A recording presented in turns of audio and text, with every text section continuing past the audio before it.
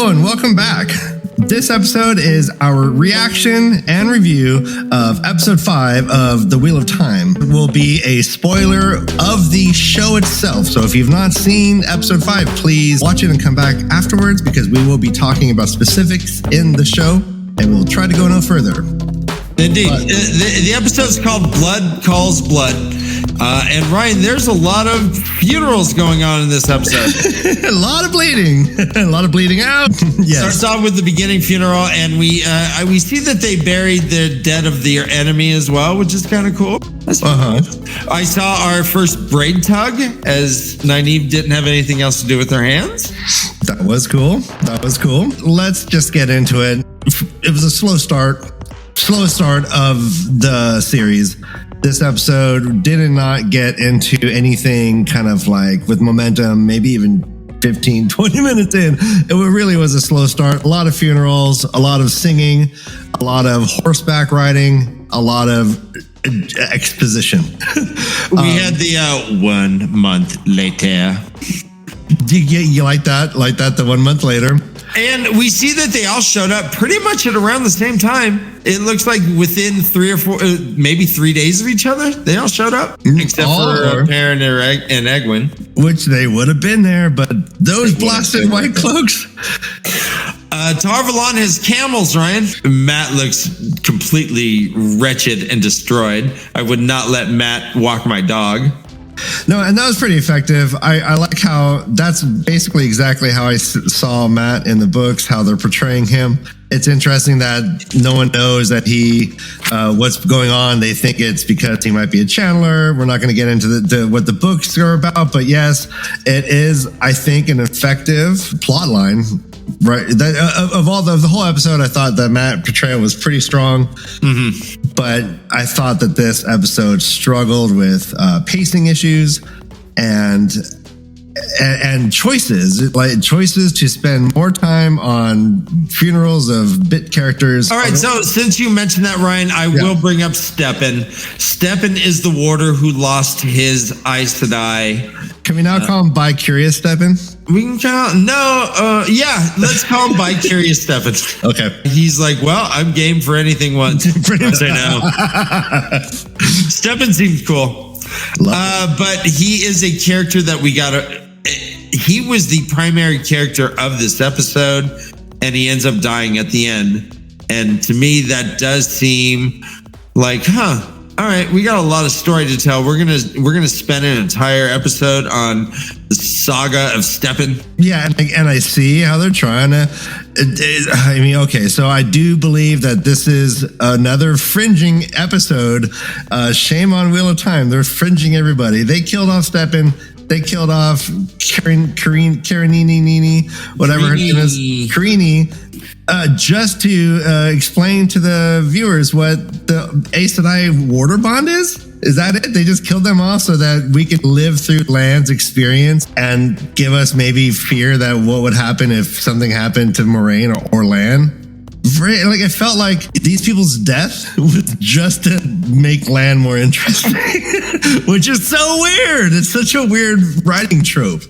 Yeah, I agree. It does end up that Steppen would just happen to be Lan's good friend, and that's that. Yeah, it felt like, I mean, how could they have gotten there in any other way? I get that they really need to create this warder bond, which does make me think that they're gonna do something to Moraine and like maybe even season 1, right? They're really hitting this hard, right? So if they're hitting it hard, the payoff might even happen in season 1, which I never thought about before, but that's pretty crazy. Yeah, that's not a bad point. And it does seem that it got it's rushed and it's slow at the same time. Yeah, it's rushed to wait. Yeah. So Steppen, I was a little disappointed that Steppen offed himself. It was emotional. The whole funeral scene, we saw 2 funerals. We saw the iconic wheel of dead bodies. Wheel Corpses! You know, they did, you know, in classic Robert Jordan fashion, I do got to give him credit. They did bookend the episode with 2 funerals. Robert Jordan loves to bookend chapters. So that's cool. I thought thematically that was cool. I should have had a wedding in the middle, Ryan. Very strong moment between Moraine and Lan during the first funeral when they are just staring at each other. And it goes camera 1, camera 2, camera 1, and then they just walk away. I love those moments. I think those moments are essential, but I didn't need Alana lying around in bed eating peaches. No, I didn't need that. That shit could have like been wrapped up so fast. Be like, hey, someone. Okay, so. Well, hold on. Before we leave the burial scene, do they just leave them there? I mean, because Tinker dogs we see will eat anything that's dead. Those are the shallowest graves you're ever going to see. Right. There's speed bumps on a NASCAR. Yeah. So, I mean, funeral number 1 was, you know, all stepping with some really weird singing. Funeral number 2, better singing, all Lan. And it was like, like a cool thematic thing. I do want to look in the camera and say, Lan would never cry like that. Period. End of story. That was appalling to me. We saw him crying in the previews, and we all were wondering what the heck could happen. What could possibly make this man cry?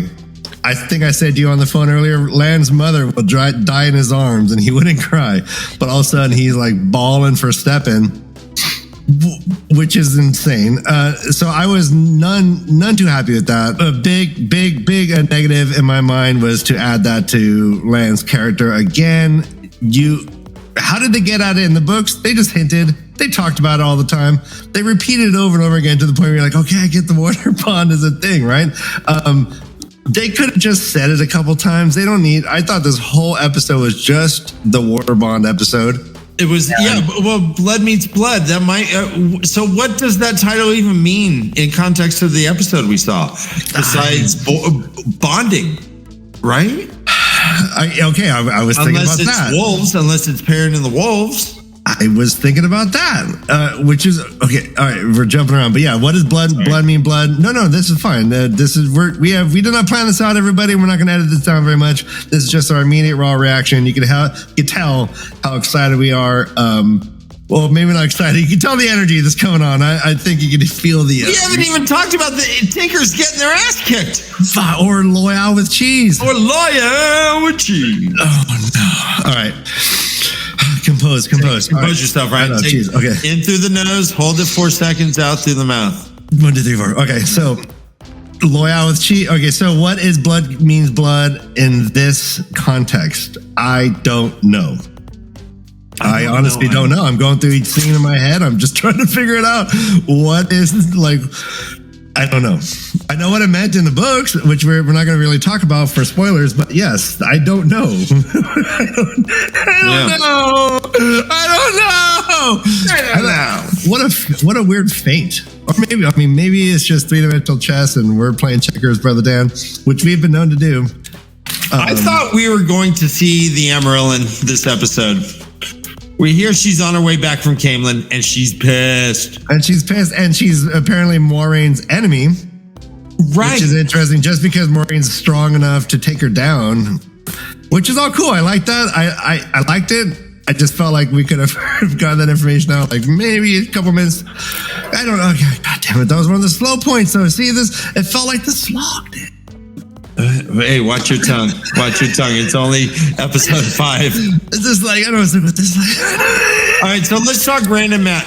Matt is completely weeded out. He's all zombified. Nynaeve tries to touch him, see his tongue.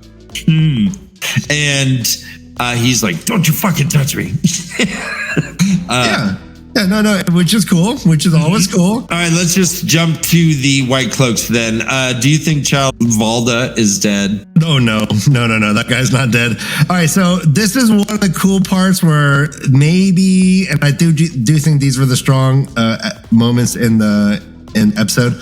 I would say the strongest moments in the episode. It reminded me of like a really well done one-act play with 3 actors, right? Really strong actors with a simple setting, and they just were acting their asses off, right? Mm-hmm. But I think there's subtle things that we could look into, which I thought was cool. Like, what is going on with Eamon, with Child Valda? Why is he telling this Ace Sedai woman who could just rip him in half, right? With air? Why is he saying channel? Like anybody else would be trembling in their boots. What do you think is going on?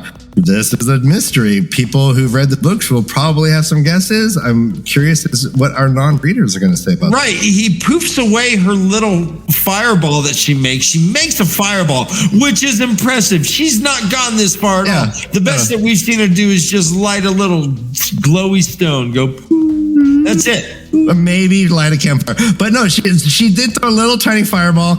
I at first thought it just dissipated because it was like a pissant little ball, right? I just thought it was like weak sauce. Now I think there's something more to that. And let's leave that up to the viewers to speculate.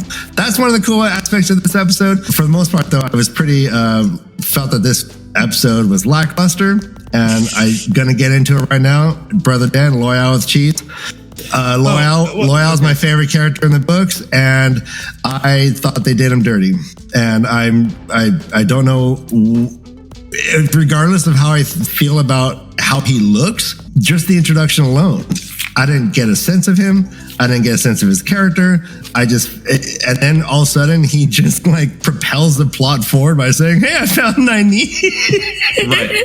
I mean, is that what he's there for? To just like as a plot device to just move it forward by like randomly doing shit off screen, and then being like, "Hey, I'm important. I found Nynaeve." I don't know. I thought his dialogue was slow, and that scene, which I was waiting for so long, I really wanted to be awe-inspiring, and I just felt, and I'm wondering what this is going to mean for a lot of people who, the veteran fans of this series, think about the introduction and portrayal of Loial.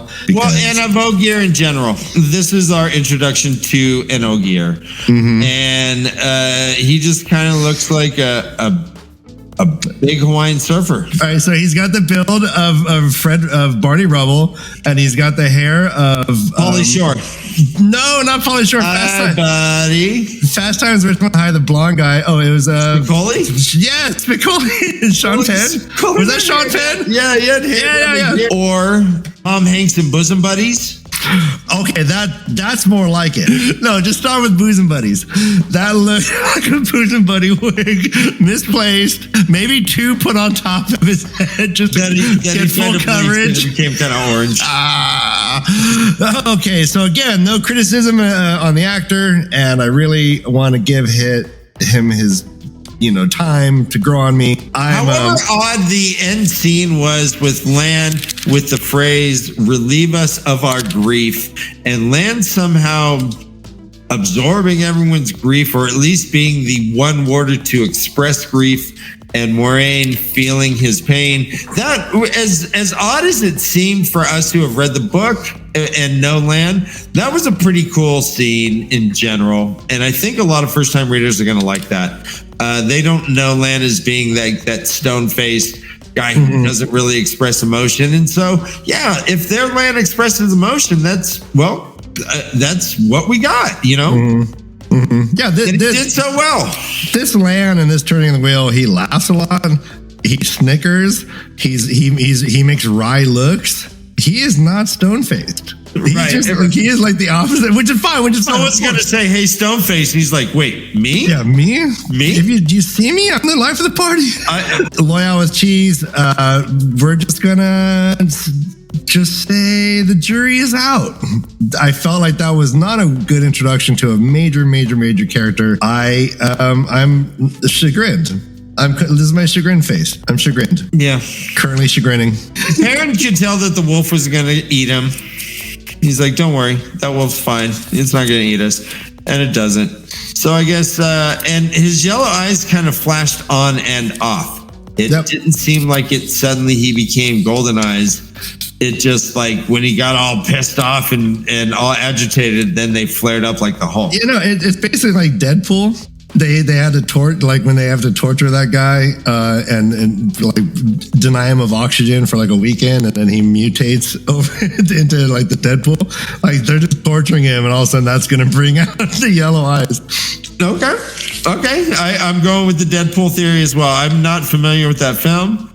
Just watch it. You should watch it. It's a blast. I don't watch any films that have an actor named Ryan in them. All right, so I hear La La Land is good. Ryan Gosling, sorry, buddy. When I break out, Dan, and leave you behind in the lurch, like the dog you are, you're not going to watch any of the movies I'm in? I'm going to lick your wounds and they'll heal instantly. I'm giving this episode a strong 3. You know what? I'm going to link arms in front of you with a meat wall of resistance. Meat wall, nice, okay. And still get punched in the face. There's parts I liked. I'll give it a 4.5. That is the official reaction review from The Way of the Leaf. I'm Ryan. And I'm Ryan's brother, Dan. And we hope that you enjoy what we bring to you. Like and subscribe, hit the notification bell as well. We are live streaming twice a week, and we are bringing you some of the most unique takes and content around the Wheel of Time. So we hope you join our little channel. Correct. And you can see that we are being as honest as we possibly can. And if we don't like it, we're going to tell you. Basically, yeah, we might never get invited to sponsor an Amazon event, but we will die with our integrity intact. And when that happens, can you please bury us in tiny, shallow little graves with a tiny little sheet above us and put one candle on our chest? Bye, everyone. Bye. Yeah, suddenly Lan is all like...